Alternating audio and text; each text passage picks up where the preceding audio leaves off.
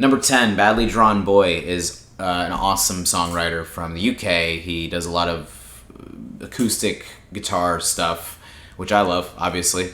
And his stuff is very appropriate. It makes sense why he made the soundtrack for About a Boy, which is a movie with Hugh Grant and Nicholas Hoult. And his stuff sounds like it's kind of meant for movies or meant to be with stories and storytelling, which I've always been a fan of. I've always been a fan of movie soundtracks and all sorts of themes that those can be created when you have music trying to fit a certain mood and all that stuff. Badly Drawn Boy has a lot of different moods, and they all kind of become like literally like acoustic guitar, piano stuff with strings, and it's very like orchestral and also kind of toned down. And I love that he uses dynamics very well, and how he is either doing something with just him and the one instrument, or having a lot of violins and string sounds. And the production is really solid, and I love that about it. I love that it's got these just nice emotions to his songs. Like all of his songs just have some sort of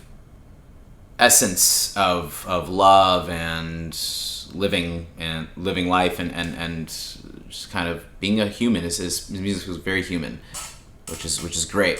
So Badly Drawn Boy, he's pretty unknown. I feel like a lot of people probably heard his stuff, but aren't sure that it's him. Like you've probably heard Something to Talk About or Silent Sigh in the mall, or it's like a kind of song that'll play in like a Macy's. Donna and Blitzen is a really cool song that's like a Christmas song. So that's definitely on some Christmas soundtracks. He's like one of those people that you've heard his stuff, you just don't know that it's him, and he's not like a household name really, which I always like. I like when people are kind of obscure or there feels like some sort of exclusivity in being a fan because they're not this huge name. He's kind of easily the most obscure person on this, besides maybe one other person, but he's easily the most obscure person on my list here. So yeah, let's move on. Number 9, Ian Curtis. Joy Division is amazing. Ian Curtis's lyricism and his way that he would sing and just the life that he lived, all of it, his is definitely like the story and the real life tragedies that he was going through, and a lot of the demons he was fighting, if you will. He's a musician, go figure. The kind of head-on approach that he has to songwriting, it feels like Ian Curtis is just so direct in what he wants to say, and he is able to get to a kind of a dark place with his words, and yet at the same time it kind of feels like just a matter of fact. It's not like he's, it's easy to try to write some sort of like sad or dark song, and it's easy for that to seem a little overly contrived or kind of falling flat in and it actually just having some sort of effect on you. His stuff is kind of like right to the point, and you get it, and you get what he's trying to say, and it's not anything other than what kind of person he was, and who he was presenting himself to be with the songs like themes were, and what those types of what the whole overall like message of it was. Very angsty, very angry in a lot of ways too. Or cynical. I like the cynicism in his lyrics and the approach to the songs. I like that the music really matches that too. How do you take something heavy and try to match up with that? Because a lot of times it could be like sad words with pretty music, or sad words with dark themes with something just other a little heavier, maybe with like rock and stuff like that. And they did have some like nice heavy tones, but it's not necessarily rock. It's more like that post-punk kind of sound, and it's fucking cool overall. It's just, Ian Curtis's songwriting is just fucking cool, and I really love that the band also, New Order or whatever, the remaining members becoming New Order, the band with him is just Joy Division is such a special place for me because of how it's such a mood, it's such a vibe of like fuck this, fuck everybody kind of thing. It's a perfect like nihilistic vibe in a lot of ways, or just kind of that music in a lot of ways feels like a big like fuck you, and I like that about it.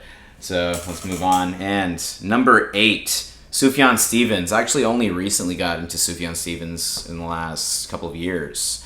I was talking about, I was in a group chat with some friends, and I think I was talking about like, oh, do you guys have any like cool albums? I think I was talking about like, oh man, like people should listen to full albums again. And I think a friend of mine sent me the Illinois soundtrack, and that was great. Illinois is easily my favorite album by him, and Carrie Ann Lowell is up there as well. Illinois is just this nice ride. It's kind of like not a roller coaster, but it's this nice. It's like probably easily the most perfect like road trip album ever. Is Illinois by Sufjan Stevens, because it has all of these. It's got this whole journey that it feels like it takes, and it feels like it has this whole story that it's trying to tell, and so many different places that he kind of wanted to take those songs. And his songs in general, just outside of those 2 albums, are really profound and also sadly beautiful. And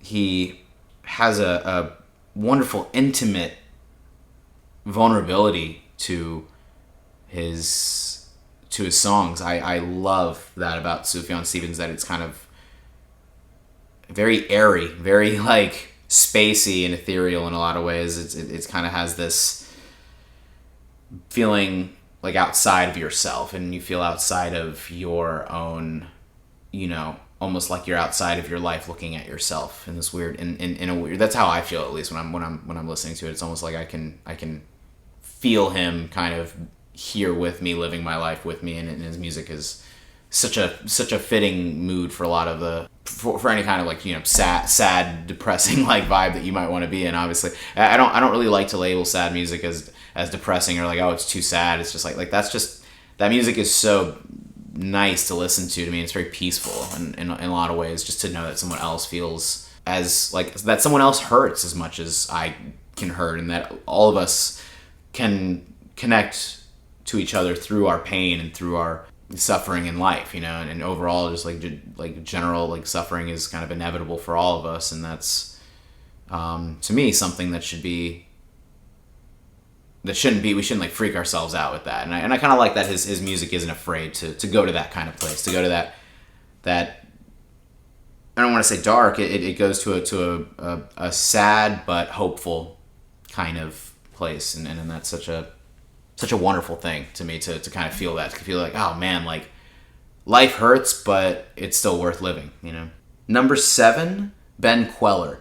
Ben Queller is incredible. His stuff is so simple in the most perfect way, and it's got these like kind of childlike, adolescent themes to it as well. He's very good at catching, like harnessing that feeling that we have when we're kind of in our mid to late teens, and we're really starting to feel ourselves, that coming of age sound, and we really start to feel ourselves start to become who we are. I don't know. I get a lot of like young love, and he has this wonderful innocence to his sound that feels like just so youthful. It feels like that guy will be forever young, truly, in his music and in his way of wanting to live. Like it feels like he's just wanting to stay youthful, full up here, as well as try to create songs out of those feelings. But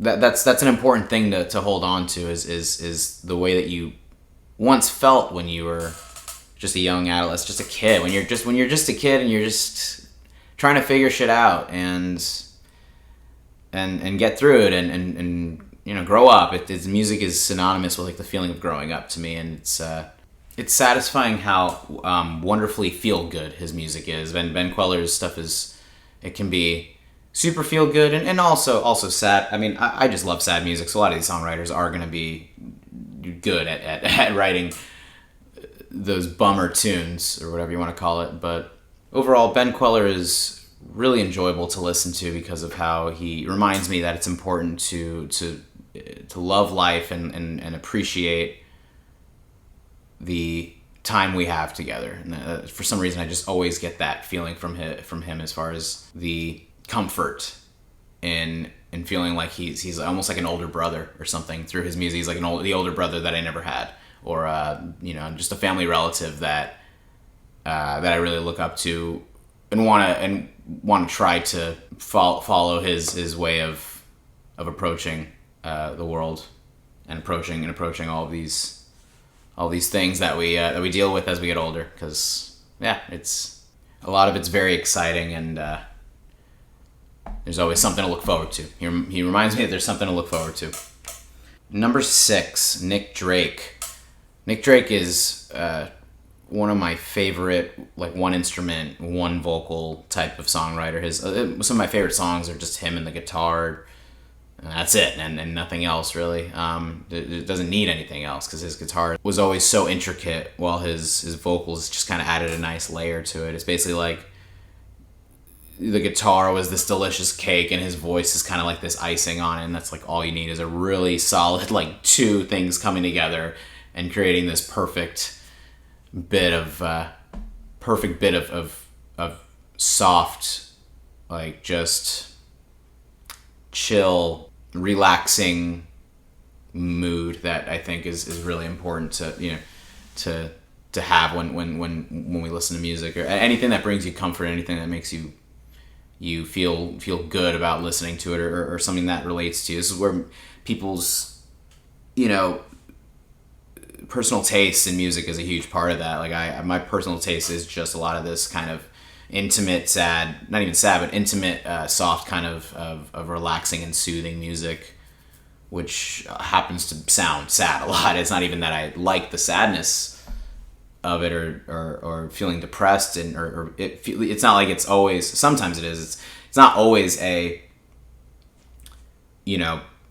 someone making me feel comfortable with my own depression. It's the way that sad songs sound are just soothing to the ear in a lot of ways too. Nick Drake, his guitar work and his use of different tunings, along with, like, his warm tone of his voice and the guitar moving the way it does, has some sort of magical combination to it. That's like all you need to know about Nick Drake. Is he's one of these. He was one of these people that I really admire for just doing one instrument, one voice. I'm always a fan of that for whatever reason. I don't know if there's much else to say about Nick Drake. His story is pretty sad to think, like, he found very little success in his time when he was alive, like with his three main albums that he recorded, and they're great albums. They're so solid, and they didn't achieve the level of success that they should have at the time, and that made him very very depressed, and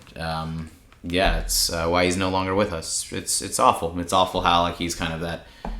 Had there been any little bit of reward for him for feeling like he was getting, as far as, like, any sort of, like, financial reward, or having some sort of fan base to his music. And not that that's the only reason that we make music, but it was a big part of what made him commit suicide, and basically was the reason he was super down on himself and didn't feel that he was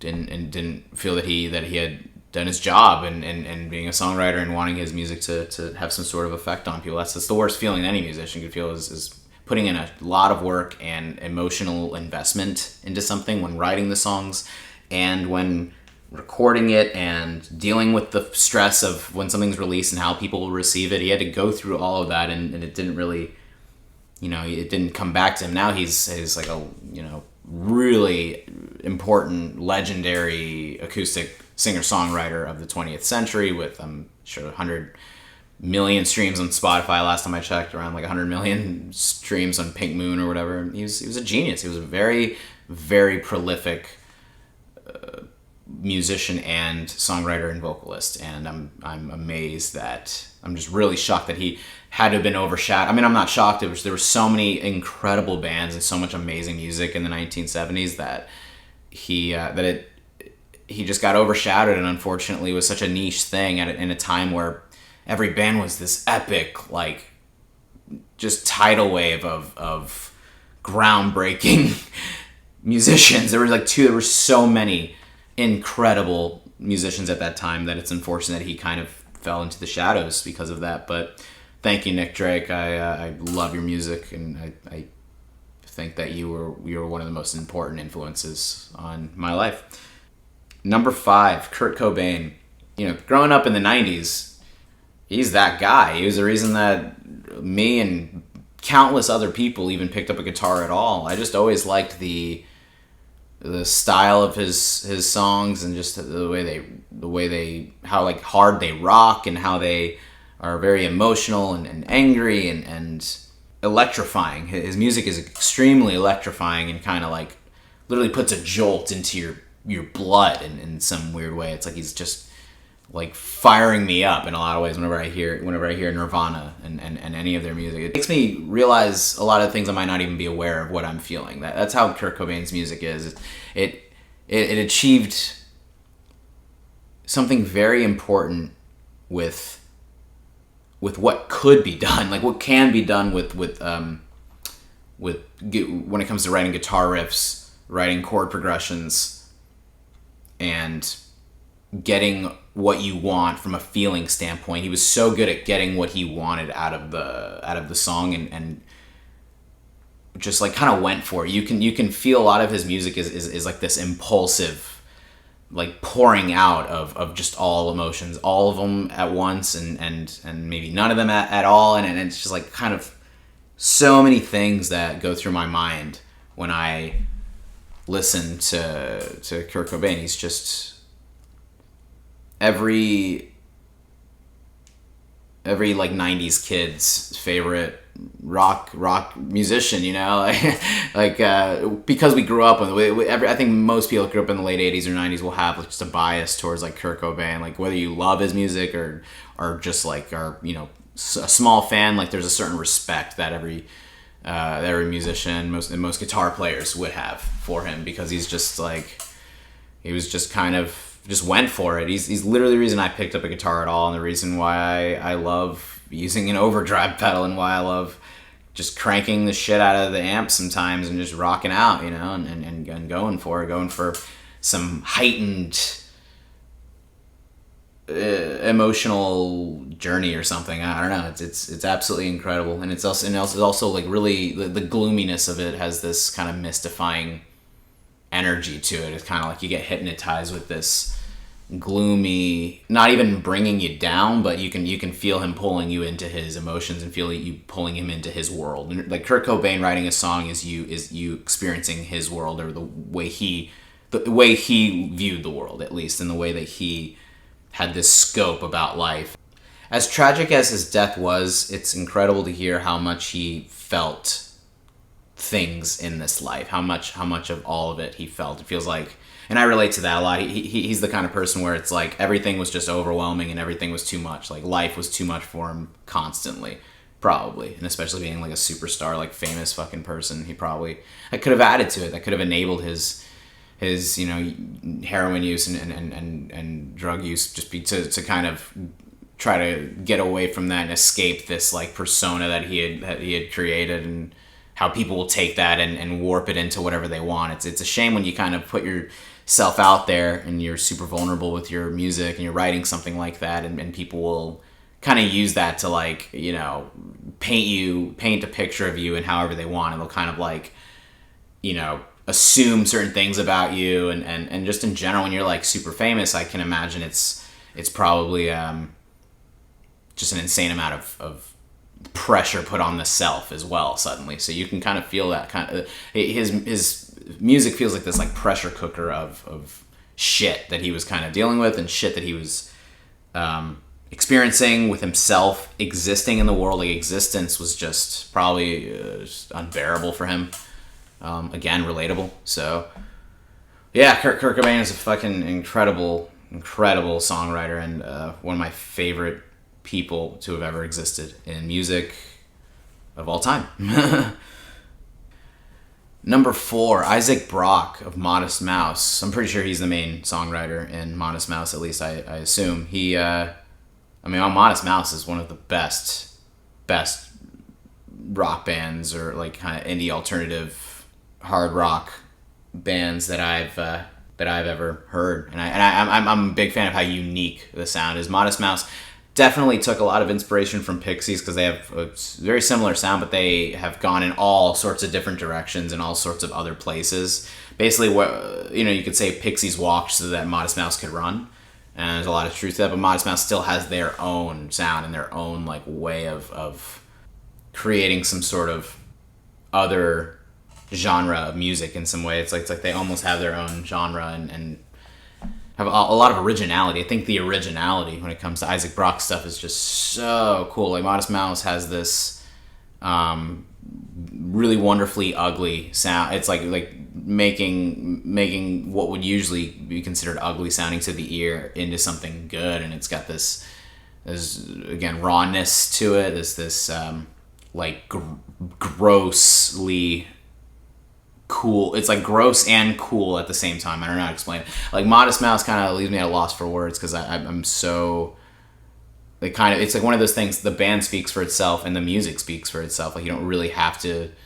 It's kind of hard to get into even explaining like why Modest Mouse is the shit, or why Isaac Brock's like approach to songwriting is just fucking cool. It's got its own thing going on, and it can't really be. Excuse me. It can't be replicated. There's no way that anybody could try to write a Modest Mouse song like Isaac Brock has to write. Like they have to like make the song, and it's probably like a very divisive sound. I could see people really hating Modest Mouse's sound, but it's fucking awesome. I dig it so much, and I've just listened to the shit out of it so much. It's never like Modest Mouse. Modest Mouse is one of those bands that you can throw on any song and you know that it's going to be at least something interesting or something that's like that you never really heard before. Modest Mouse has this very existential, harshly honest type of feel to it, and I love it. I love that shit so much. Number 3 is Tom York. I mean, Jesus Christ. Radiohead is incredible. Tom York's solo work is incredible. Like The Eraser is one of my favorite albums.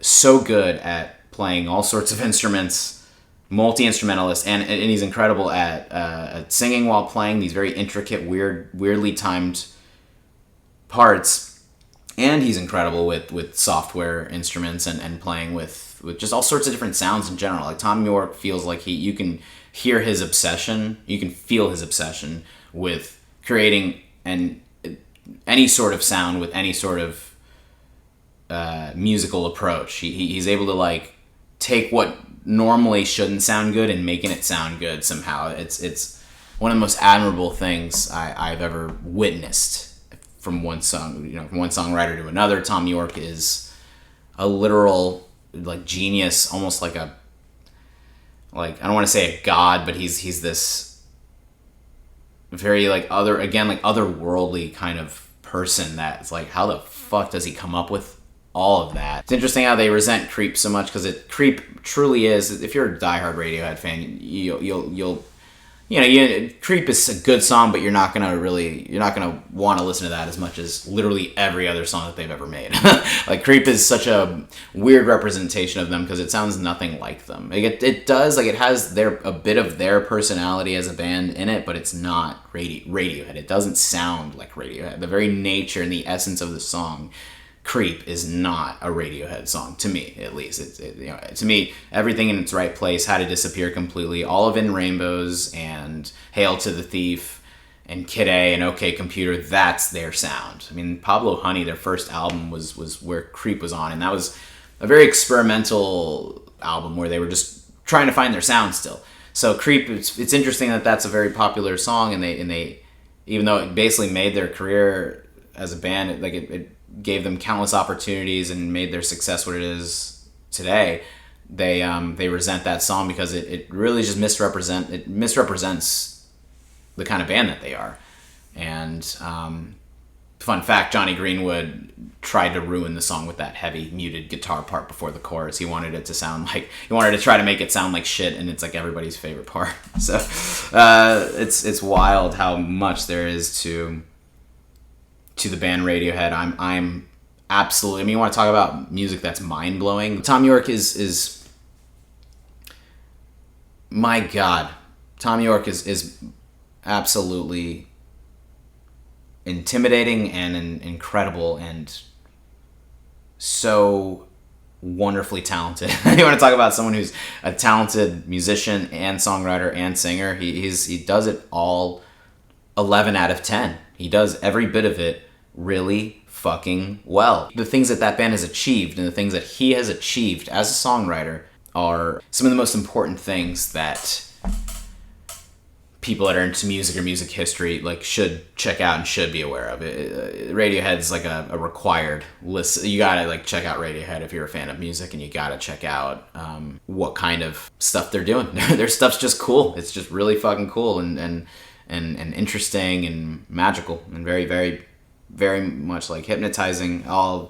Everything good that I've said about all these other previous songwriters it feels like Radiohead kind of encapsulates all of that and has the most remarkable, emotionally satisfying kind of sound to it. So yeah, Radiohead, they're pretty good. Number 2 is Elliott Smith. Now, if you know me, you'll know that I am obsessed with Elliott Smith, and he is basically my favorite songwriter of all time. The number one pick that I'll talk about in a little bit here, if the number one pick that I have didn't exist, Elliott Smith is my favorite songwriter of all time. Easily, one of them at least. Like basically shares that number one spot.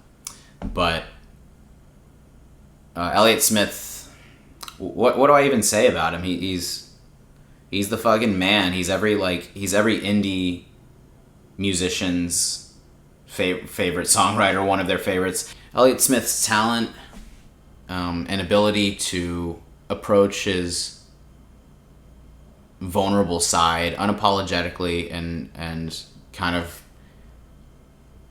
getting out a lot of his negative emotions, his ability to dissect his negative feelings was and is incredible, admirable. I will never be able to put enough love for Elliott Smith out into the world. He has saved my life with his music. He's made me feel that I can do it, and I can get through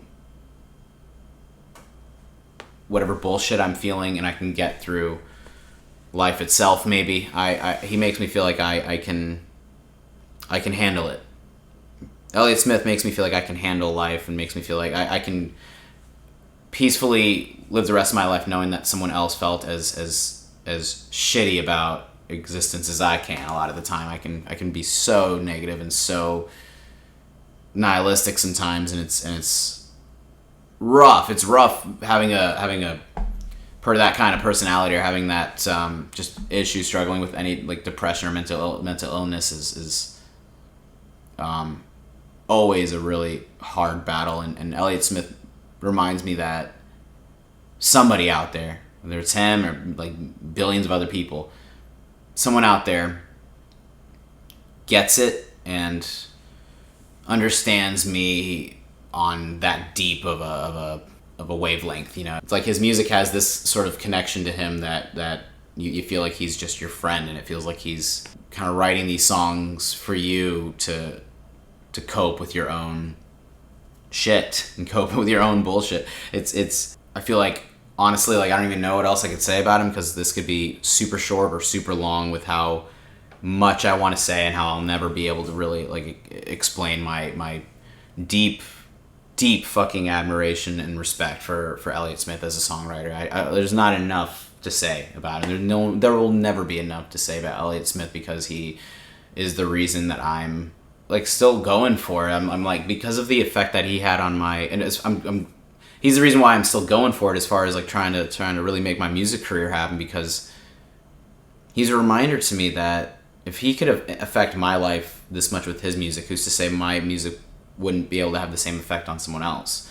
And not to whatever, put my music in that place, or I have no idea how other people are going to receive my music or anything that I create, because I only know how I feel about it. But my point is that I think it's so important to give people these songs that can just relate to them on a human basis. Like if you're main thing with being a songwriter, your main point or your main goal as a songwriter is to relate to other people as people and give them some sort of, like, almost like a mirror to themselves. I feel like the point of songwriting, the point of music in a lot of ways is to kind of hold up a mirror to ourselves and hold a mirror to other people in the sense of having to confront one's self. Having to confront yourself and having to confront, like, your own shit, I think, is a very important thing. And I think it's a thing that, I don't know if enough people do that. I don't think enough people, they put themselves in place in their own minds.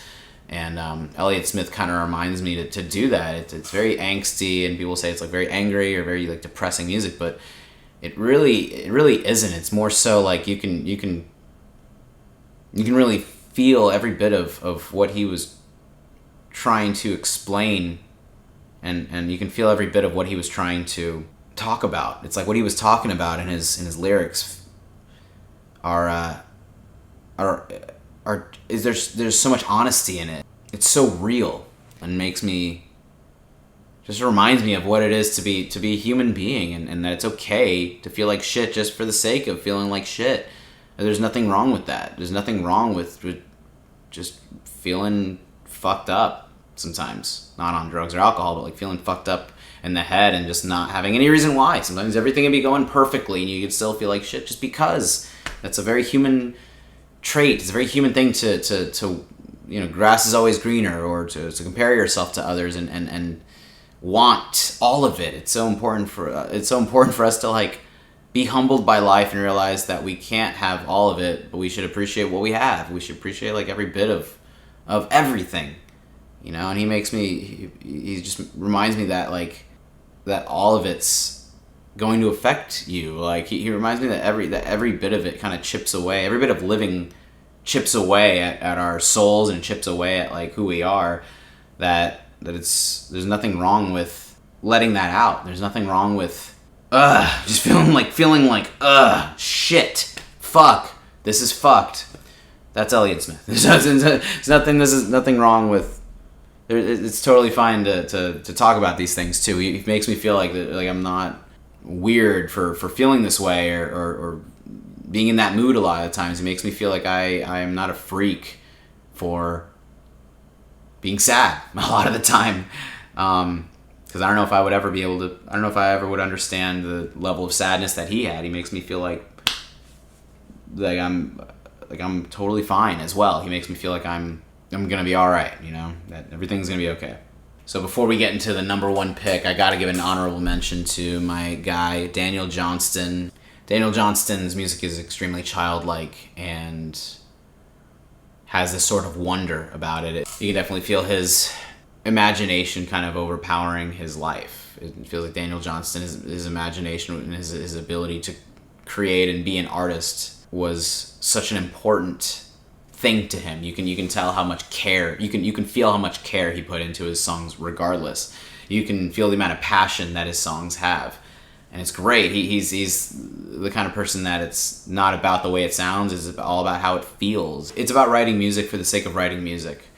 And that's my favorite thing about it is as I don't want to say untalented. He was talented in a lot of ways, but as rough around the edges as his sound is, the most important thing about Daniel Johnston is everyone should make art and everyone should make music if they want to, and if they have some things they want to say, and just, like, making it for the sake of making it. That's all I can say about that. He created for the sake of creation in and of itself, and there's nothing more to it than that. There doesn't need to be anything more to it than that. It has a very jarring sound that the more you listen to it, the more it grows on you. And that's very important, is, like, if people listen to your stuff, are they gonna only want to listen to it more? That's kind of the point of writing music to me, is, like, do they want to keep diving into your stuff and exploring your discography? That's who Daniel Johnston is to me, for sure.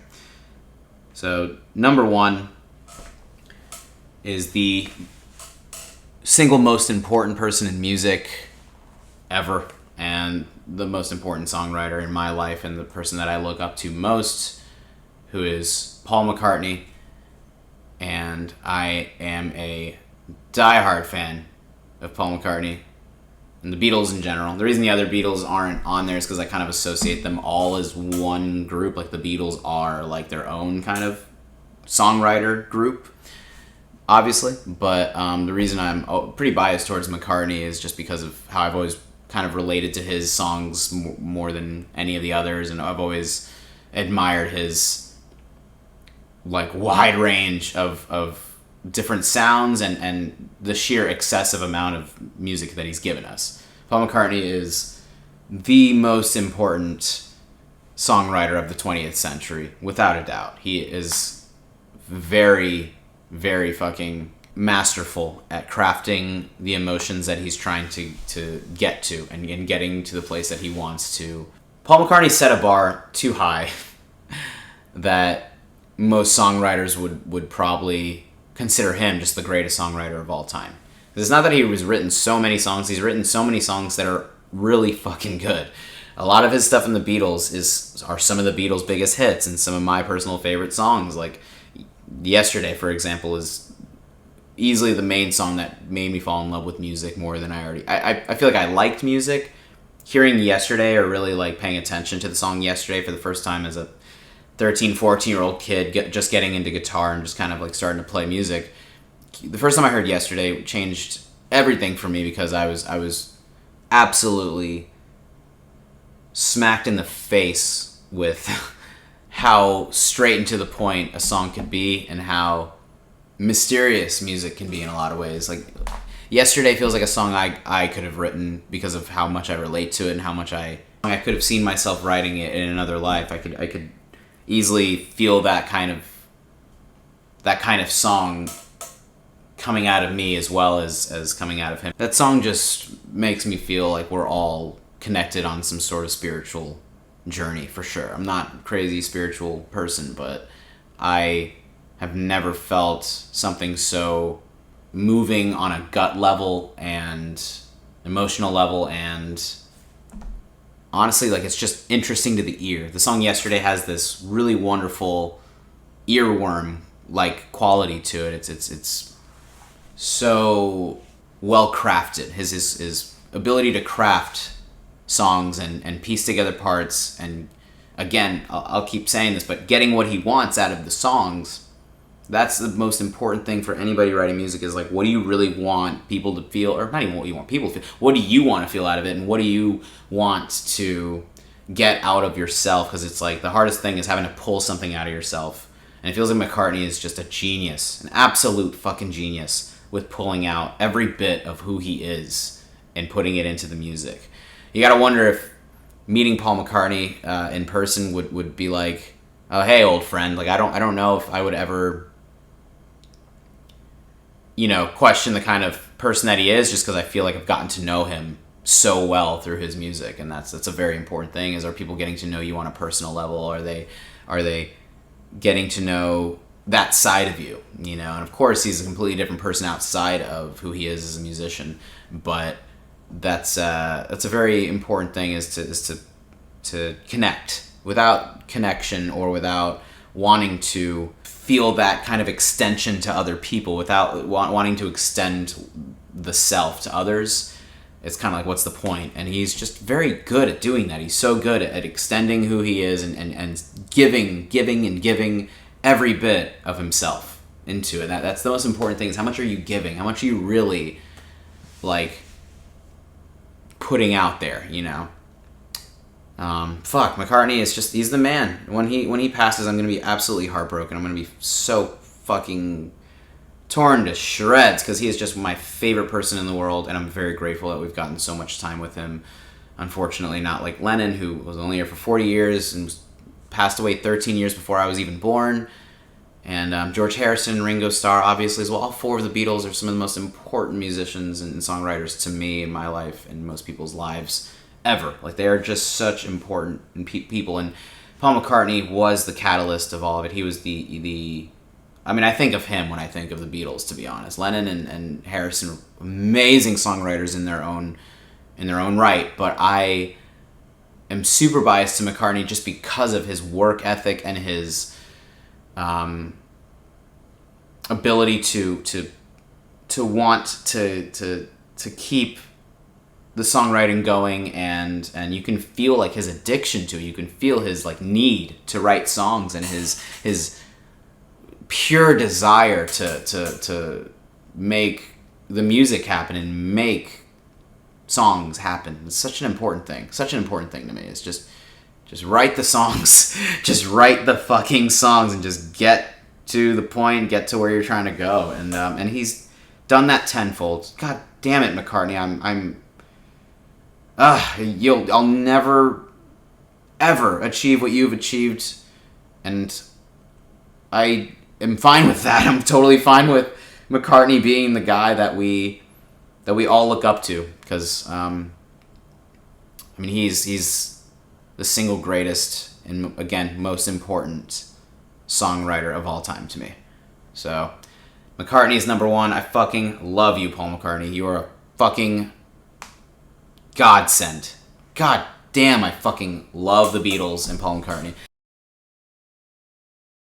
I gotta mention some other people, because now I'm thinking about certain people that I genuinely love and admire that I didn't put into this, and the only reason they're not in this top 10 is really just because I forgot just now. I wrote it just now and kind of was just going off of like the main people that come to mind. But Paul Simon and Garfunkel, fucking incredible.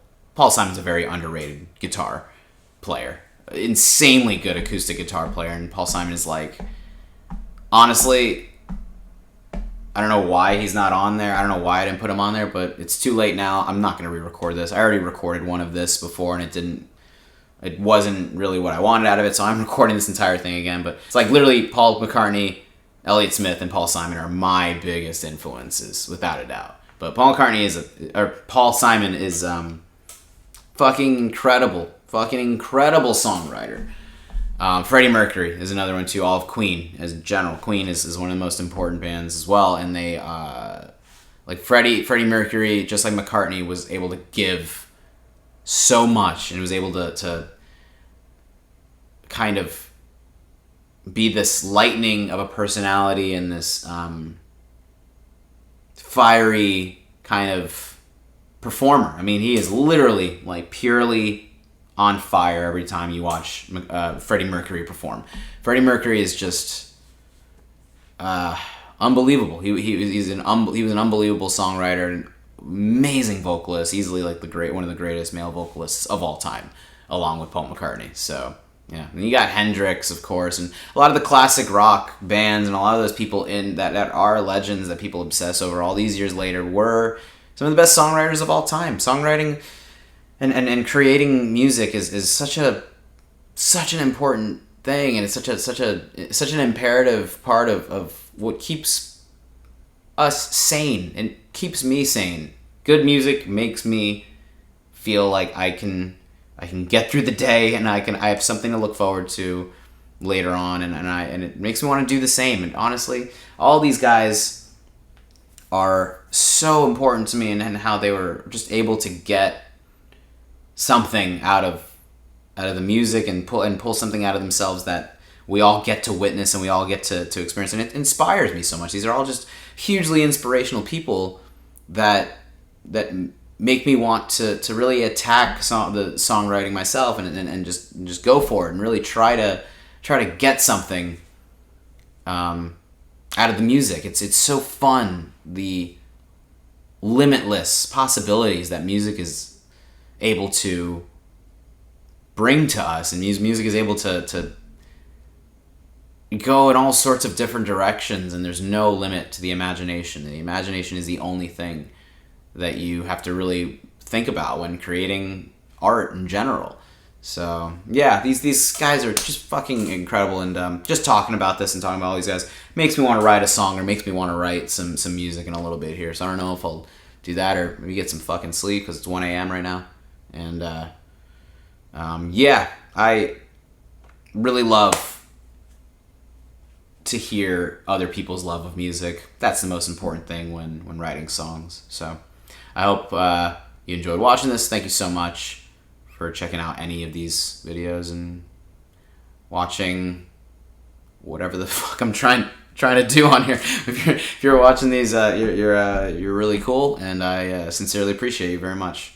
So thank you so much for taking taking some time to check out some of my favorite songwriters. I also think some of these people should be, however much attention that they have. I hope this video brings more attention to their work because they deserve it and they do a very good job with it. So, yeah. Till next time. Bye.